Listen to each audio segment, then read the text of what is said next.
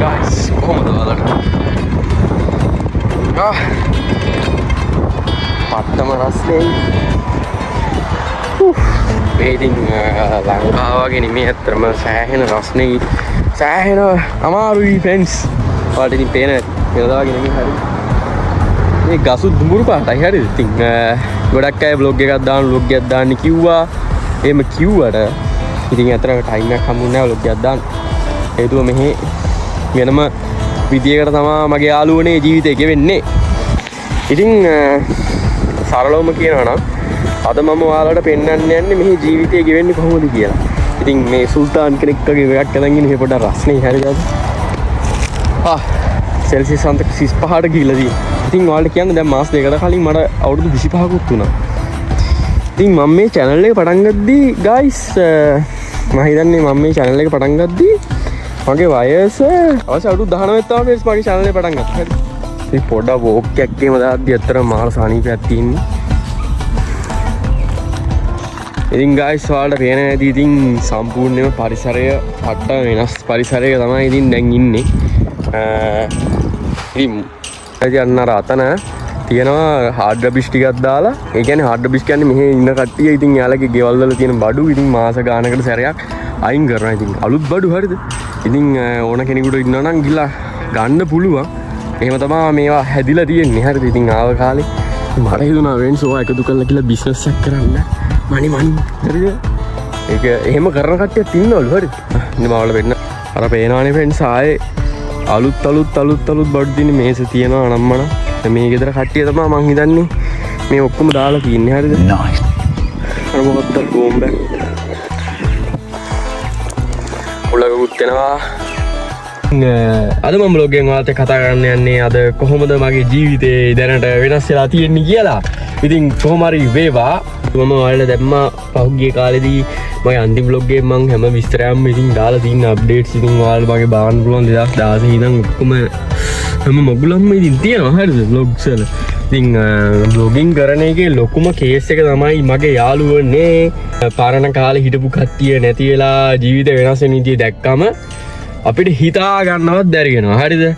ඒක තමයි ඉතින් vlogging කරන එකේ භයානකකම. හරිද? භයානකකම කියන්නේ නැද්ද?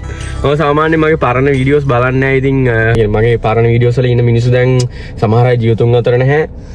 සමහර අය ඉතින් ඇත්තටම කතා කරන්නේ නැහැ. ඒ කියන්නේ ජීවිතේ වෙනස් වෙන විදිය ගත්තොත් එහෙම ඇත්තටම මේ කැප්චර් වලින් මාර විදියට අපිට හිතා ගන්නවත් බැරි විදියට ඒ දේවල් බලන්න පුළුවන් වෙද්දි ඒක කොහොමද කියන්නේ? මෙමරිස් කීප් කරනවා කියන්නේ ඇත්තටම මාර විදියේ සෆරින් කේස් එකක්. හරිද? ඒක තමයි ඇත්තම කතාව. කොහොම හරි වේවා. අද මම vlog එකකින් ඔයාලට පෙන්වන්න යන්නේ මගේ ජීවිතේ වෙනස් වෙලා තියෙන විදිය කොහොමද කියලා. කොහොම හරි වේවා. 2016 ඉඳන් ඔයාලා මාත් එක්ක channel එකත් එක්ක උදලා ඉන්නකොට ගොඩාක් thank you. thumbs up එකක් දෙනවා කියලා. thumbs up එකක්. ඉතින් දිගටම එකතු වෙලා ඉන්න. channel එකේ videos බලන්න, like කරන්න, comment කරන්න, share කරන්න. ඉතින් ඉඳලා හිටලා වීඩියෝ එකක් දාන්නේ හේතුව දාන්න දේවල් තියෙන්න බෑ. හරි. ඉතින් කොහොම හරි වේවා. අපි යමු vlog එකට. ගිහින් අපි ඒ ගැන කතා කරමු. Okay guys, welcome to fucking Australia.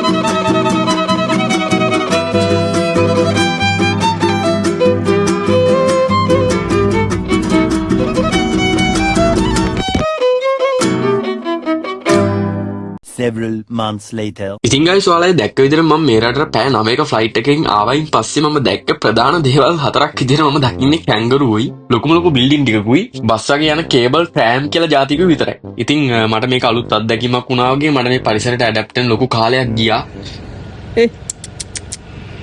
උඹලා ටේප් කරගනින් බං අවුලන්නේ. උඹලා ටේප් කරගනින්. අඩෝ යන්න එපා බං. අඩෝ යන්න එපා. අඩෝ මාව දාලා යනවා.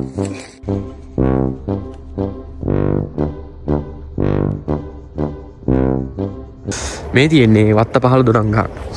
ඔයාලට පේනවා ඇති මේ ඕස්ට්‍රේලියාවේ අනිවාර්යයෙන්ම යන යන තැන කොහෙන් හරි කඩාගෙන කන්න දොඩම් තියෙනවා. හරි. ඉතින් බෙන්ස් කිව්වා වගේ යන යන තැන දොඩම් නම් තියෙනවා. ඉතින් ඔන්න ඕක එක හොඳ දෙයක්. ඉතින් මම දන්නේ නැහැ මං ඉන්න පැත්ත විතරක්ද කියලා. අපි බලමු. ඔයාලට පේනවා ඇති ගොඩාක් තියෙනවා. ඉන්න මේක වෙන්න තියෙනවා. නැහැඹුල් ඊසි ගත්තා. නොම කැඩුවා. ඔයාලට පේනවා ඇති. ඔයාලට පේනවා ඇති හැමදේම ගොඩාක් පිළිවෙලයි. ඔයාලට වෙන කරන මල් තියෙනවා. අර කුණු නෑ.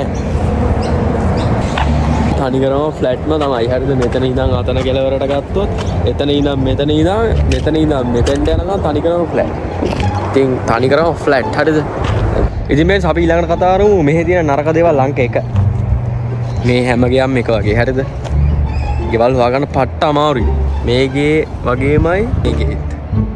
මේගේ වගේමයි මේකෙත්. බිත්තිය නම් බලන්න එක වගේමයි. මේ බිත්තියමයි මේ බිත්තියමයි මේ බිත්තියමයි මයින්ඩ් බ්ලෝවින්. හරිද?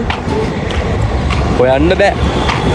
මේකේ වගේමයි මේකේ වගේමයි මේකේ වගේමයි මේකේ වගේමයි මේකේ. කවුද මන්ද මේවා හදන්නේ? ඇත්තටම එක විදිහට තියලා සෙට් කළාද මන්ද? මට එහෙමත් හිතෙනවා වෙලාවකට මේ ඔක්කොම එක වගේ. මම කල්පනා කරේ ගයිස් මේගොල්ලෝ දීලා එහෙම ආවෙත් එහෙම කේ මාරු වෙන්නත් ඉතින් තියෙනවා. හරි ගයිස් එහෙනම් අපි බලමු මෙල්බර්න් සිටි එක මොන වගේද කියලා. ඇත්තටම කිව්වොත් ඉතින් මෙල්බර්න් සිටි එක මාරම ලස්සන තැනක්. ඉතින් මේකේ තියෙන ආකිටෙක්චර් එක මාරම ලස්සනයි. මෙහි තියෙන ලස්සන තැන් වලට එක දවසකින් ගිහලා නම් ඉවර කරන්න කවදාවත්ම හම්බෙන්නේ නැහැ. ඉතින් ඒ තරම් මෙල්බර්න් සිටි එක මාරම ලොකුයි.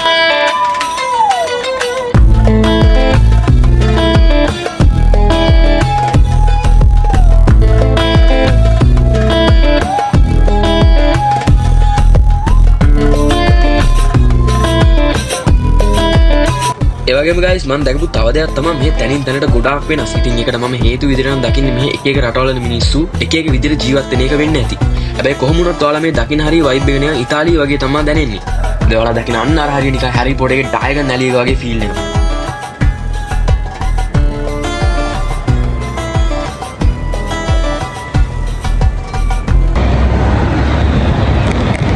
දැක්කම වෙන්ස්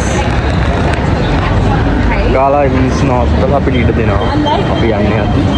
ඉතින් මෙහි මම ආස කරන දෙයක් තමයි අර පබ්ලික් ට්‍රාන්ස්පෝර්ට් පට්ට ඇකියුරේට් විදිහට වැඩ කරන එක. හොඳම දේ තමයි සිටි එකේ ට්‍රාන්ස්පෝර්ටේෂන් ෆ්‍රී. ඔයාලට පේන ට්‍රෑම්ප් එක එනවා. ඔයනේ ට්‍රෑම්ප් එක මම යන්නේ ඒක තමයි. ඉතින් මම ඔයාලට වෙන්න නම් ට්‍රෑම්ප් එකක් ඇතුළේ මොන වගේද කියලා.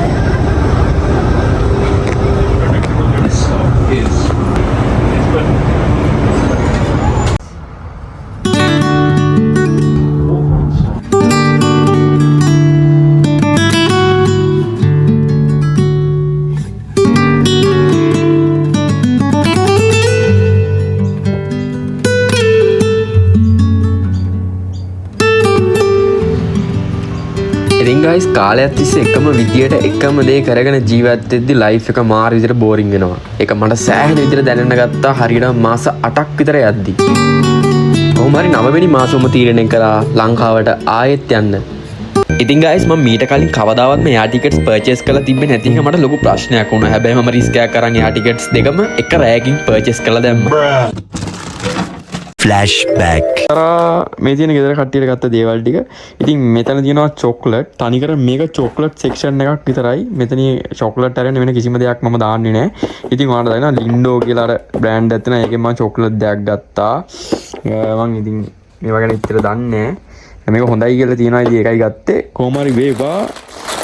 චොක්ලට්ස් තියෙනවා. ඉතින් මෙතන කොහොමත් කිලෝ 2.5 චොක්ලට්ස් තියෙනවා. හරිද මේ වල? පරිවා මේක තමයි මගේ සරල සෙටප් එක. traveling to Sri Lanka. ඇත්තම කිව්වොත් ඉතින් මම මේ වගේ දේවල් වල ලොකු ඉන්ට්‍රස්ට් එකක් නැහැ. අතර මේ ගත්තේ තාත්තට. මේ වගේ එකකට ඉන්ට්‍රස්ට් එකක් නැති වෙන හේතුව අතර මම එච්චර ලොකුවට මේ වගේ මැටීරියලිස්ටික් දේවල් වලට එච්චර කැමති නෑ. කොහොම හරි වේවා. මේක ආමනි කියලා එකක් මම දන්නේ නැහැ බ්‍රෑන්ඩ් එක හොඳයි කියලා කිව්වා. ආමනි කියලා මහලා දෙනවා. හරිද? මේ තියෙන්නේ බාණ්ඩේ. අපි අරලා බලමු මොකක්ද කියලා. ඒක පට්ටම ලුක් එකක් තියෙනවා. හරිද? අර දැක්කම පොඩ්ඩක් ගණන් වගේ පේන ලයින් එකක් තියෙනවා. ටිකක් බරයි. ඔයාලට පේනද මැද්දේ අර කැරකෙනවා. අර බෝල ටික ඇත්තටම මේක වෙලා බලන්න ටිකක් අමාරුයි. ඇත්තටම ඔයාලා හරියටම ක්ලෝස් අප් එකක් ගත්තොත් එහෙම ඔයාලට පේන මේටි. ටිකක් පට්ට ලුක් හරිද? ඉතින් මේක ගන්න හේතුව ඉතින් ඔයාලා හිතයි මේක කීයක් විතර වෙයි කියලාද? හරිද? මේක මෙහි උනේ මට පේන්නන්න මං ගාන. මේක ඩොලර් 900කට කිට්ටුයි. හරිද? ඔයගොල්ලෝ කන්වර්ට් කරලා බලන්න. එතන මූට පිස්සුද ඇත්තටම ඩොලර් 900කට මේ වගේ එකක් ගන්න කියලා. හරිද? ඉතින් මේකට ඇත්තටම ඔෆර් එකක් ගියා.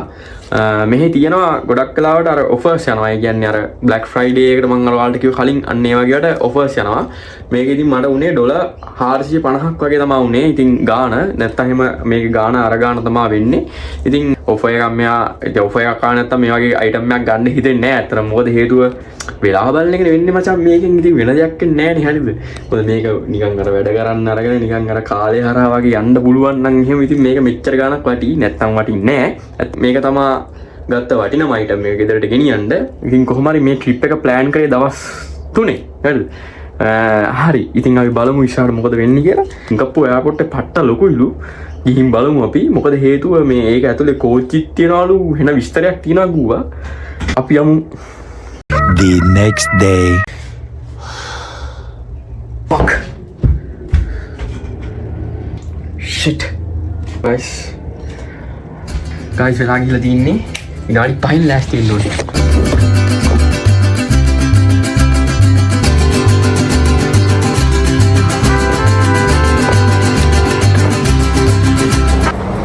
මේ තියෙන්නේ බෑගේජස් චෙක් කරලා එන තැන යමු.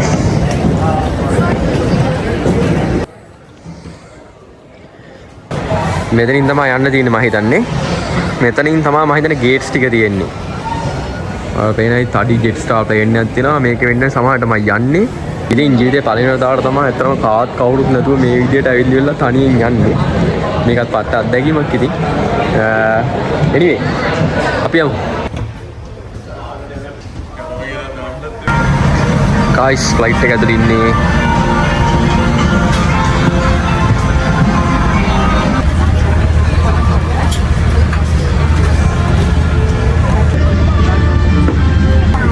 මේ තියෙන view එක.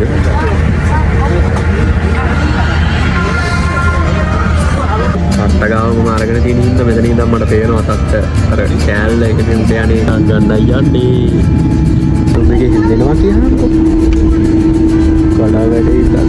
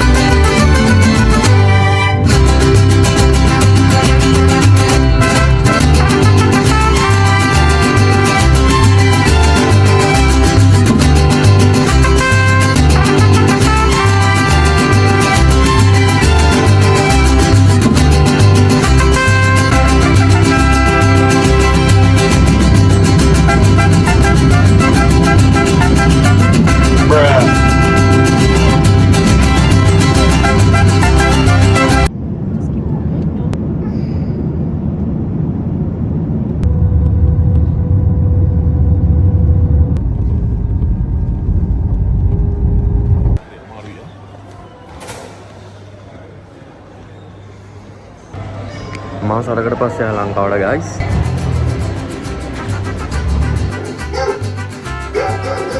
ඉතින් guys මාස ගානකින් පස්සේ ආයේ ලංකාව දැක්කම තියෙන සතුට කියා ගන්නවත් බැරි තරම් වැඩි. ඒ වගේම කවුරුත් මම එනවා කියලා දැන හිටියේ නැති එක වෙනස් විදිහේ අත්දැකීමක් වුණා. කොහොම වුණත් ඉතින් මේක අමතක නොවන දවසක්. ඉතින් guys මම ජීවත් වෙන රටවල දැක්කම මට ආයේ මෙච්චර ආතල් එකක් හම්බෙයි කියලා මම ජීවිතේටවත් හිතුවේ නැති දෙයක්.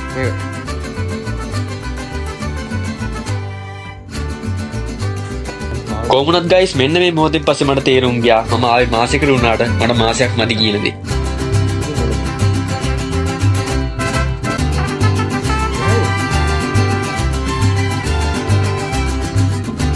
The next day. අයියෝ මාකි ආව් මට ඉන්න දීපංකෝ යමංකෝ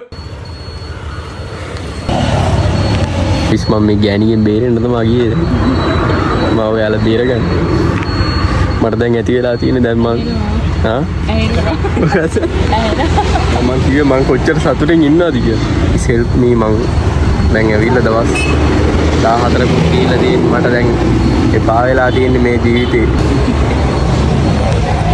මං කොච්චර හැපි එකකින් ඉන්නද කියලා කිව්වේ එවුනේ කියන්නේ බලන්න කොච්චර සතුටුයිද බලන්නකො මාදියා මේ මගේ මූණ දිහා යන්න එපා යකෝ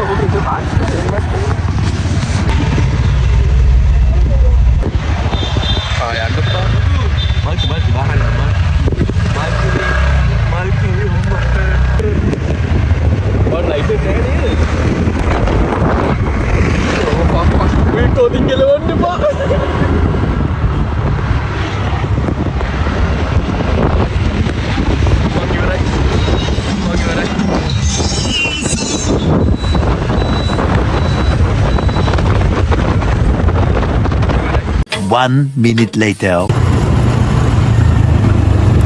එතනින් යන්නේ දන්නේ නැතරම් මේ පැත්ත මම දන්නේ නැහැ මේ කොහෙද? ඉතින් guys මම ක්‍රිස්මස් එක කාලෙම ලංකාවට ගිය එක මට මාර වෙනස් විදිහේ අත්දැකීමක් වුණා. කොහොම වුණත් හැම දෙයක්ම මාර විදියට ලස්සනට පිළිවෙලට සරසලා තිබ්බා. ගායිස් මෙතන ඉඳන් තමයි හැපනින්ම ටික තියෙන්නේ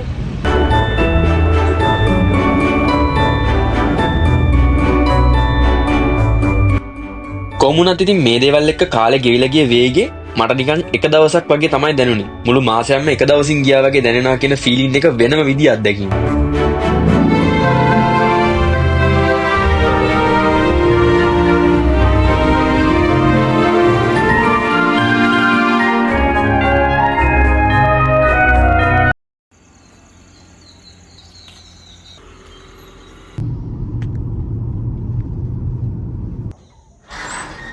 වෙලාව කියන්නේ ගයිස් මාරම දෙයක්. මොකද හේතුව වෙලාවයි මුදලුයි අපි කම්පෙයාර් කරාට සමහර වෙලාවට වෙලාව තමයි සල්ලි වලට වඩා වටින්නේ.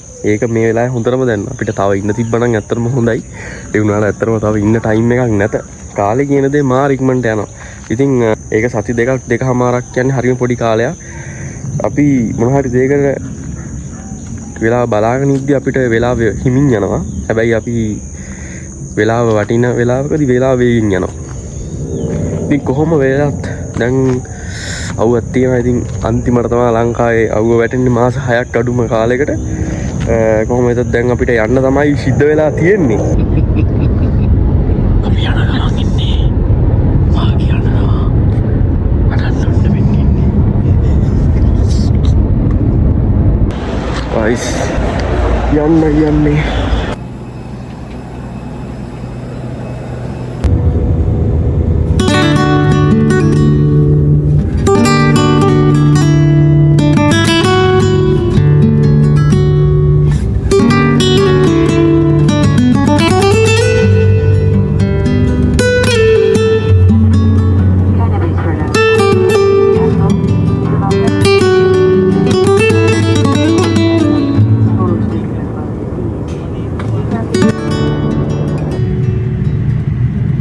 ඉතින් guys ඔයගොල්ලෝ මේ දකින්නවා වගේ නෙමෙයි ඉතින් ලංකාවෙන් යන එක ලංකාවෙන් යන කෙනෙක් දන්නවා මාරම විදිහේ අමුතුම ෆීලිං එකක් දැනෙන දෙයක්. මොකද හේතුව අපි ලංකාවෙන් පළවෙනි වතාවට යනවා වගේම හැඟීමක් ආයෙත් ඇවිල්ලා යද්දි අපිට දැනෙනවා. guys ඒක ජීවිතේ වෙනම එක්ස්පීරියන්ස් එකක්. කොහොමද ඉතින් අපිට ඒක මුණ දෙන්න සිද්ධ වෙනවා. it is what it is කරන්න දෙයක් නැහැ.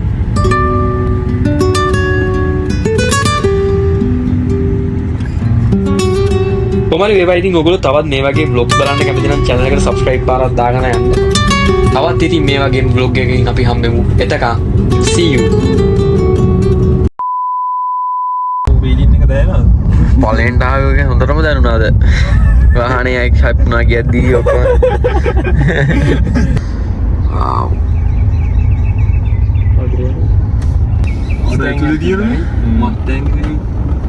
මස්ටෑන් නම් හැබැයි මෙහි ලොකු එකක් නෑ නේද? එහෙම ලොකු මේක නෑ. ඒ කළු එකට මං ආසයි. කළු එක පාට ලස්සනයි. අඩෝ මේ මෙන්ෂන්ස් නවා wow Oh shit. Here we go again.